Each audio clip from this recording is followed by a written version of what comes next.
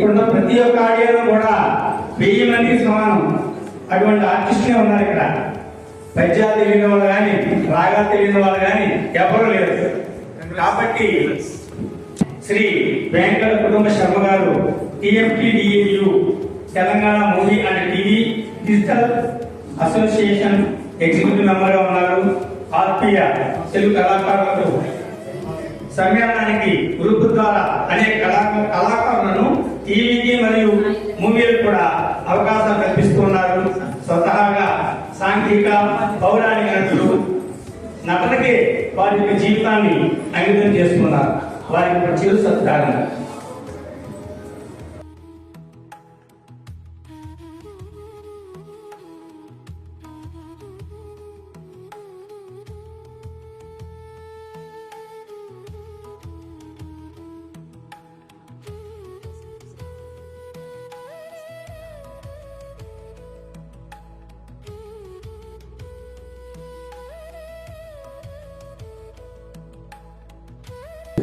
యోగా మిత్ర మండలి 33వ వార్షికోత్సవము ఆంధ్ర బాల గాన గంధర్వ కీర్తిశేషులు శ్రీ షణ్ముఖి ఆంజనేయరాజు గారి యొక్క 29వ వర్ధంతి సందర్భంగా శ్రీ మల్లాది వెంకట కుటుంబ శర్మ గారికి సన్మాన పద్య సమాన 71వ జనవరి 9వ తేదీనందు కృష్ణా జిల్లా కాపవరము గ్రామము నిర్మల నెమ్మకూర్నందు పుట్టే మల్లాది వెంకట కుటుంబ శర్మను మహిమాన్వితుండెలకు అరుగు దించే తల్లి చంద్రకళావతి మరియు తండ్రియే మల్లాది శివరామ కృష్ణ శాస్త్రి.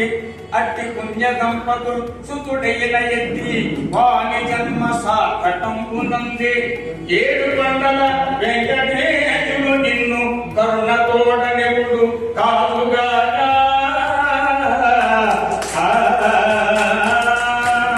సకల సద్గుణ రాశి సీతా మహాలక్ష్మి సహధర్మచారిణై సహకరింప మీదు దాంపత్య జీవిత సాగరంగున జననముందే మొదట సాయి నిఖిల మల్లాది శివరామ ఋత్విక్రోశను ప్రప్రథమ పుత్రుండు ప్రభవమందే మల్లాది శ్రీ సాయి విశిష్ట వర్షితు 2వ సుతునిగా జననమందే ముచ్చకౌము వరకు జన్మనిచ్చినట్టి భాగ్యమన్న మీదే భాగ్యమయ్యా.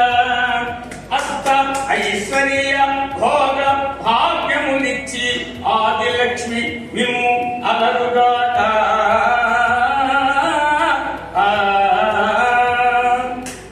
10వ తరగతి బెజవాడలోనను ఇంటర్మీడియట్ బందరందు హైదరాబాదులు BA చదివియు విద్యావంతుడుగాను పేరుగాంచే నటుడిగా మొదటగా నాటక రంగాన వాజ్పేయి నడిపించే మొదటి అడుగు పౌరాణికంగున గుమ్మడి గోపాలకృష్ణ సారథ్యమునందు నిలిచే ఉల్లితెరలయందు చలన చిత్రమునందు నటునిగా ఖ్యాతి పొందినట్టి కళా సేవకే కారుణ్య సేవలను కరుణ కోడ చేసి కీర్తిగాంచే ఆయురారోగ్య భోగ భాగ్యమునిచ్చి ఆదిదేవు మిమ్ము ఆదరించుగానా.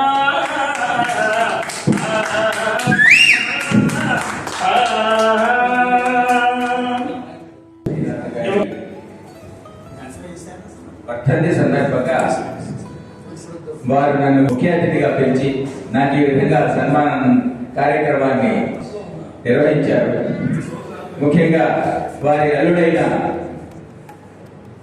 శంకర్రాజు గారు, వారి పుత్రిక ముఖలింగేశ్వరి గారి ద్వారా, అలాగే భరద్వాజి గారు, డాక్టర్ భరద్వాజి గారు కూడా ఈ కార్యక్రమానికి నన్ను ఆహ్వానించడం జరిగింది.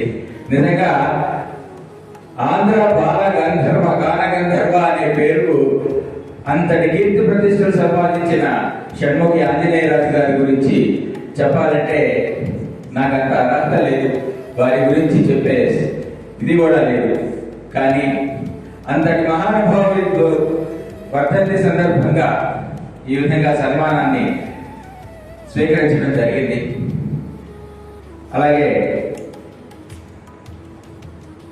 వారి అల్లుళ్ళైన భరద్వాజ్ గారు కానీ, అలాగే మేనల్లుడైన భరద్వాజ్ గారు కానీ, వారి సొంత అల్లుడైన శంకర్రాజు గారు కానీ, వారందరి ఆశీర్వాదంతో ఈ రోజు నేను ఈ కార్యక్రమంలో పాల్గొనడం, అలాగే సత్యహరిశ్చంద్ర నాటకం నుంచి వారణాసి సన్నివేశాన్ని సుబ్బారాజు గారు కావలి నుంచి వారు ఎంత అద్భుతంగా ప్రదర్శించారంటే, అలాగే వారు సుబ్బారాజు గారు ఎవరో కాదు, షణ్ముఖి ఆంజనేయరాజు గారికి అల్లుడు కూడా, మేనల్లుడే వారు కూడా.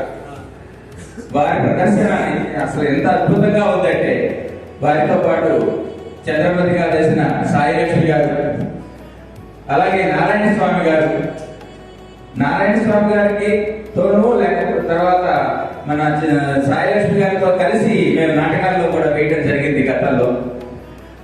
ఈ రోజు ఈ సందర్భంగా ఈ సత్యహరిశ్చంద్ర నాటకాన్ని నిజంగా సుబ్బరాజు గారు ఎంత బాగా నటించారంటే, నిజంగా చాలా చాలా అద్భుతంగా నటించాడు. చాలా రోజుల తర్వాత అంత మంచి మహానుభావుడు ఆ నాటకాన్ని చూడటం అనేది నిజంగా నా అదృష్టంగా భావిస్తున్నాను.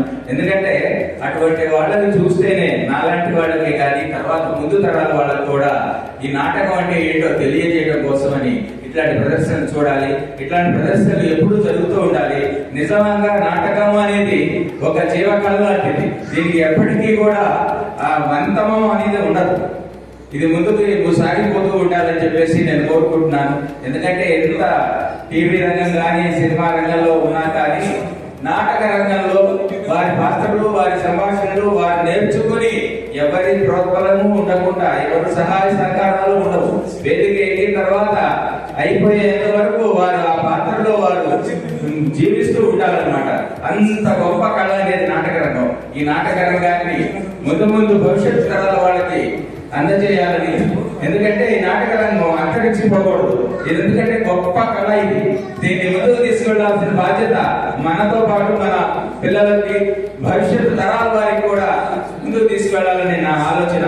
ఎందుకంటే దీన్ని కాపాడుకోవడానికి మనమే పూనుకోవాలి. ఇది కేవలము ఈ పద్య నాటకము అనేది ఇందాక మన సుబ్బరాజు గారు చెప్పినట్టు 600 భాషలు ఉంటే అందులో 599 భాషల్లోనూ ఎక్కడా పద్యం లేదు. కేవలం తెలుగు భాషకే దక్కిన వరం అది ఆ పద్యము అనేది. ఈ పద్య నాటకాలు అనేవి తెలుగు భాషలో ఎంత గొప్పగా కీర్తించబడుతున్నాయి.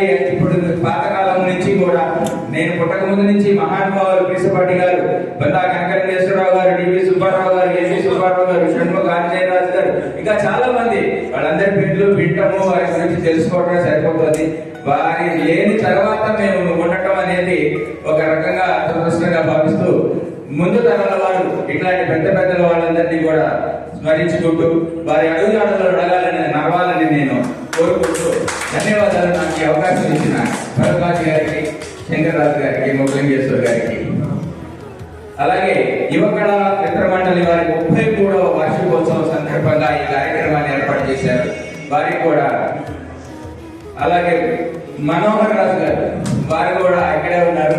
వారు కూడా మేము ఎప్పుడో గత 15-20 సంవత్సరాల కిందట వారితో కలిసి నాటకాల్లో వేయడం కూడా జరిగింది నాకు గతంలో. మేము అలాగే మా ఇక్కడ సంగీత గురువులు అంటే చంద్రబాబు నాయుడు గారు ఎక్కడ ఉన్నారు, ఆయన కూడా ఆయన ఆధ్వర్యంలో మేము నాటకాల్లో వేయడం జరిగింది. మా గతంలో కూడా ఆయన పద్యాలు కూడా ఆయన దగ్గరే సాధన చేయడం జరిగింది గత కొన్ని నాటకాలు. అంతటి మహామహులు అందరూ కూడా, అలాగే మా అర్జునరావు గారు ఇక్కడే ఉన్నారు, వారు కూడా మంచి పౌరాణిక నటులు. ఇంతమంది నటులు మధ్య ఈ కార్యక్రమం జరగడం చాలా సంతోషం. ఈ కార్యక్రమానికి నన్ను ఆహ్వానించినందుకు ముందుగా శంకర్రాజు గారికి, మొగలింగేశ్వర్ గారికి, సభాముఖంగా భరద్వాజ్ గారికి హృదయపూర్వక ధన్యవాదాలు తెలుసుకుంటున్నాను. అలాగే రామచంద్రరాజు గారు, రెడ్డి ఎంఆర్ఓ గారు, వారికి కూడా ధన్యవాదాలు, కృతజ్ఞతలు తెలియజేసుకుంటున్నాను. శుభం భూయాత్. సర్వే జనా సుఖినో భవంతు.